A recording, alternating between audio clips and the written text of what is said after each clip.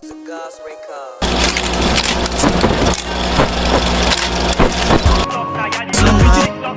wali timbi on bizape ala yala kasa on bizape mama tiangele on bizape ala yala bere. Bonsoir à tous et bienvenue dans l'émission qui nous intéresse l'art, la culture et les différents talents. Aujourd'hui, nous avons le plaisir de recevoir sur notre plateau un artiste complet qui n'a pas cessé de croire à son talent et de faire bouger la compétition africaine avec sa musique. Alors, nous laissons la possibilité à notre cher artiste de se présenter. Ok, bonsoir tout le monde, moi je suis Black Razi. Aujourd'hui je suis sur Yina pour l'émission. Merci, continuez de suivre Yina pour d'autres vidéos. Bienvenue sur Yina. Pour ceux qui te découvrent aujourd'hui, qui est Black Razi et comment est ce nom? Alors Black Razi, c'est un artiste qui a existé dans le monde musical centrafricain depuis plus de 6 ans déjà, mais qui vivait en catimini parce qu'il travaillait dans un groupe, et le groupe n'était pas trop connu. C'était pour cela qu'il avait décidé de sortir du groupe parce que avancer ensemble, des fois c'est facile, mais des fois c'est pas aussi facile. C'est pas facile pourquoi si des fois on n'a pas la même vision, on ne peut pas avancer ensemble. C'est pourquoi j'avais décidé de quitter le groupe et j'ai fait cette première chanson en solo. Black Razi, Black ça signifie noir, je suis noir comme vous me voyez, je suis toujours en noir, c'est ma couleur préférée. Et Razi dérive de mon prénom Ratzinger, pourquoi j'ai mis Black Razi. Tu as commencé la musique en 2020 au sein d'un groupe avec des petits. Qu'est-ce qui t'a poussé à faire cette musique? D'abord, comme je venais de dire ici, il faut savoir que quand vous avancez ensemble, il faut toujours avoir une même vision. Et même façon de bosser. Tant que vous n'avez pas ça, vous ne pouvez pas travailler ensemble. Donc, si je comprends bien, d'après toi, le fait de travailler en équipe, ça ralentit un peu tes projets, c'est ça? Oui, parce que la condition aussi, vu la condition de financement, par exemple, si vous bossez sur un projet, si vous avez 100 cas et que vous êtes 10 dans le groupe, vous aurez 10 cas chacun. Mais par exemple, quand tu es seul dans un groupe, tu as 100 cas, tous les 100 cas seront en toi. C'est pourquoi, ouais. Donc, toi, tu es parti juste à cause du partage. En fait, tu veux tout prendre pour toi. Non, c'est pas ça le but. Le but, c'est d'avoir un truc qui peut vite aider, quoi. Parce que avancer en groupe, c'est pas facile, surtout dans notre pays où la musique n'est pas vraiment soutenue. Ton premier titre solo, mon choix a connu un succès avec plus de 1500 talents sur TikTok. T'attendais-tu à un peu la vie? Bon, quand j'étais allé faire la chanson, je ne m'y attendais pas. Bon, auparavant, quand je faisais les chansons en groupe, c'était juste donné aux potes, ils écoutaient, on allait prester dans de petites compétitions, donc même dans certains cabarets aussi. On allait prester, on faisait les karaokés, les playbacks, tout ça. Mais quand j'avais fait la chanson, un gars m'avait dit de mettre sur mon compte TikTok et on verra ce que ça va donner. Et merci aux créateurs de contenu tels que Cruzy. Dès que le gars avait vu, il avait aimé la chanson, il avait fait plus de 3 challenges dessus. Après ça, c'était parti. Oui. C'était comme ça. Tu évolues dans le style Goku avec une approche polyvalente. Comment définirais-tu ton identité musicale et qu'est-ce qu'il a? D'abord, il faut savoir que dans notre milieu, le style Ikoko est un style qui n'est pas vraiment utilisé par les artistes. On a peu d'artistes qui utilisent ce style. À l'exemple, le monsieur l'artiste Lay Carten, je peux même dire qu'en Centrafrique, il est même le seul artiste le plus connu dans ce style. Moi, auparavant, je ne faisais pas ce style, mais c'était par rapport au featuring que je faisais avec le gars avec qui j'ai chanté la chanson de Monsieur MC Bayer, bien sûr. C'était grâce à lui que j'avais essayé de goûter à l'Ikoku et ça a donné ce que ça a donné. Tu dis que tes chansons sont inspirées de la société, du temps quotidien et du monde. Comment est généralement une chanson Bon, prenons le cas de la chanson Mon choix par exemple. cette chanson, l'inspiration m'était venue comme un rêve, quoi. Comment?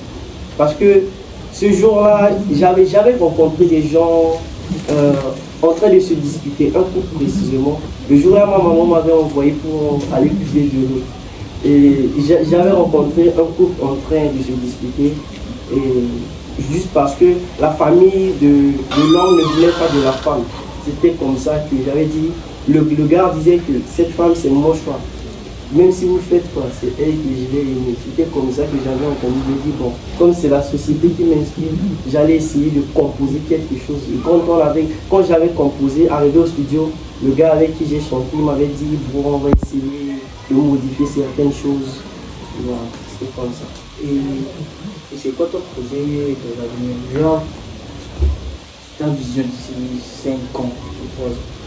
Bon, d'ici 3 à 5 ans, je pourrais dire que d'abord, c'est essayer de renforcer ce style dans notre milieu, essayer de rapprocher un artiste comme Les Cartels, parce que c'est le grand qui a ouvert le chemin.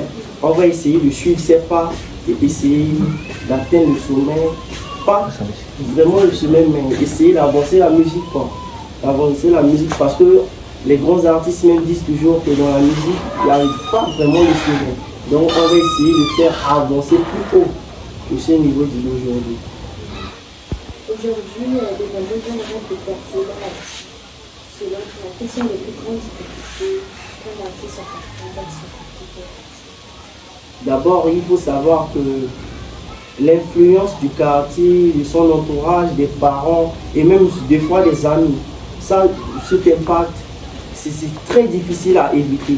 Des fois quand tu chantes, des fois quand tu sors, tu chantes quelque chose, on te dit c'est pas bien ce que tu chantes, c'est pas beau ce que on te dit des choses, mais il faut avoir le cardio parce que si tu n'as pas ça, tu ne peux pas. Et ensuite on peut ajouter le financement.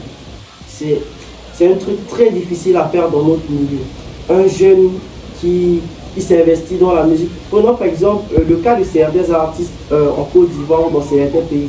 Moi par exemple, j'ai duré dans ce domaine, mais je n'ai pas la visibilité étant que tel. Mais il y a certains artistes dans certains pays qui venaient à peine de sortir, mais dès leur sortie, ils sont devenus grands. Donc voilà, il faut soutenir les artistes, les financer. C'est très important. Et dans notre pays, il faudra trouver une stratégie de comment soutenir les jeunes artistes qui sortent. C'est ça le problème. La musique, c'est une question de chance ou bien Bon. réussir dans la musique, c'est une question de chance. Bon, je pourrais dire oui et non. Oui, pourquoi? Il y a des artistes qui sortent, et il y a ces artistes qui sortent, des fois c'est par la chance et d'autres non. Ceux qui sortent souvent par la chance, des fois le gars, lui, il ne maîtrise pas la musique, il n'a jamais été dans ce monde. Et dès qu'il a essayé, malgré qu'il n'a jamais été dans ce monde, dès qu'il a essayé, sa chanson a pu percer et a fait le buzz. Mais au fond de moi, je pourrais dire que non, faire de la musique n'est pas une chance parce que c'est d'abord une passion. Tu travailles dur, c'est le fruit de ton travail qui paye. Si aujourd'hui, ma chanson par exemple, elle a percé, c'est parce que j'ai persévéré, malgré ce que les gens me disaient, malgré, j'ai persévéré. Et aujourd'hui, ça a donné ce que ça a donné. Merci. Ton ambition est de porter haut les couleurs de la République centrafricaine à l'international. Quel est ton plan pour atteindre cet objectif et quel artiste rêverais-tu de rencontrer? D'abord, pour le plan, ce que je suis en train de faire maintenant, je cherche à avoir une équipe complète, c'est-à-dire un bon manager, un bon producteur, un bon réalisateur, et même certains photographes qui seront là pour les organisations scéniques pour filmer et même, si possible, avoir une page qui pourra me soutenir. À l'exemple de certaines pages qui soutiennent les artistes sur les réseaux, voilà. Comme type Centré Haute, j'aurais besoin d'avoir un partenariat avec une page comme ça. Et en ce qui concerne l'artiste, bon, d'abord, il faudrait Les Cartels, parce que c'est le grand qui est dans mon style. D'abord, Les Cartels et les autres, on verra tout ça. Est-ce que les quartiers, c'est à peu près ton idée au coiffure. Oui, on peut dire, parce que c'est le gars, on va dire que c'est le gars qui nous a ouvert le chemin dans ce domaine. Auparavant, en Centrafrique, on ne parlait pas du Likoku, mais dès que les cartels étaient arrivés, actuellement, le Likoku fait danser les gens. Auparavant, le Likoku qui faisait danser les gens en Centrafrique, Africa Legend, les créoles et autres, c'était ça qui faisait danser ici. Mais maintenant, nous aussi, nous devons chercher à imiter certains styles, à créer certains styles pour essayer de pousser notre culture et tout ça en avant. Tu as commencé la musique depuis ton plus jeune âge. Ils ont écouté ça. Est-ce que les parents étaient d'accord ou bien comme d'autres parents africains? Ouais, bon, au tout début, mon papa il ne voulait pas. Mais ma maman, elle m'a toujours soutenu. Surtout au tout début, papa lui n'était pas d'accord. Pourquoi? Parce qu'il doutait. Il doutait que la musique, des fois, quand tu rentres dans ce monde, il y a le risque de devenir voyou, de ne plus aller à l'école, de fumer, tout ça. Et ma maman, elle me faisait confiance. Pourquoi? Parce qu'elle savait que c'est ce que j'aimais. Et c'est ce que j'aime toujours. Quand vous aimez quelque chose et que vous n'arrivez pas à faire cette chose, vous ne serez jamais content de votre vie. C'est pourquoi maman m'avait donné la latitude de le faire. Et arrivé à un certain moment, papa aussi avait décidé de me soutenir en me payant l'école de musique, en me donnant certains trucs. Et même jusqu'aujourd'hui, il continue toujours à me soutenir. Ça, c'est une bonne chose. Et pour terminer, quels sont tes projets pour les prochains mois et quel message souhaites-tu adresser à ceux qui te soutiennent et qui suivent l'émission? D'abord, mon premier projet, c'est de dire aux gens de ne pas se lasser, de nous suivre. Et ce que je veux dire, c'est-à-dire que dans les jours prochains, j'aurai 1 ou 2 clips à faire avec Ilina. Ça sera Ilina, l'auteur réalisateur de mes clips dans les jours qui viendront. Donc continuez à suivre Ilina, comme ça vous aurez mes clips. Et j'aurai aussi peut-être une chanson avec Clé Cartel parce que c'est mon plus grand rêve pour le moment. Donc restez connectés et n'oubliez pas de suivre Ilina parce que c'est la page, je peux même dire que c'est la plus grande page qui soutient les artistes gratuitement en Centrafrique. Donc n'hésitez pas de suivre cette page. Alors, très chers téléspectateurs, n'hésitez pas, comme l'a dit monsieur l'artiste de ce là c'est chaque mardi et dimanche à partir de 19h.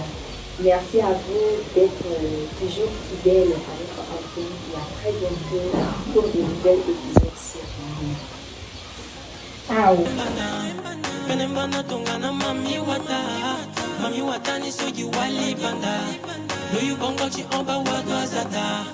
Azoti kota bete nyalo ikenzo nyabe Ole ti lo adia